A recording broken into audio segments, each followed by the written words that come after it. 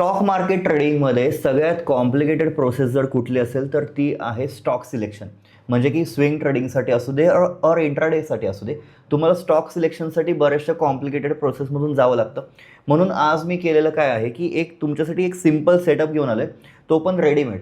So basically NSEची जी website आहे त्यावरती तुम्हाला पुढच्या आठवड्यासाठी और पुढच्या 2 आठवड्यांसाठी कोणते स्टॉक्स बुलिश असतील आणि कोणते स्टॉक्स बेअरिश असतील हे आधीच समजणार आहे. सो तुम्हाला सिम्पली NSE इंडिया टाईप करायचं आहे गुगलवरती आणि त्यानंतर तुम्हाला जी फर्स्ट साईट येईल NSEindia.com त्यावरती जायचं आहे आणि त्यानंतर तुम्हाला तिथे NSEच्या साईटवरती थर्ड ऑप्शन दिसेल मार्केट डेटा म्हणून, मार्केट डेटा. ठीक आहे, त्यावरती क्लिक करायचं आहे. त्यानंतर डेरिव्हेटिव्ह सेक्शनमध्ये तुम्हाला चेंज इन ओपन इंटरेस्ट हा एक ऑप्शन दिसेल, त्यावरती क्लिक करायचं आहे. सो बेसिकली आपण डेरिव्हेटिव्हचा डेटा घेतो आहे, म्हणजे ज्या पण स्टॉक्समध्ये FNO आहे, म्हणजे स्टॉक्सचे फ्युचर्स असतात, स्टॉक्सचे ऑप्शन्स असतात.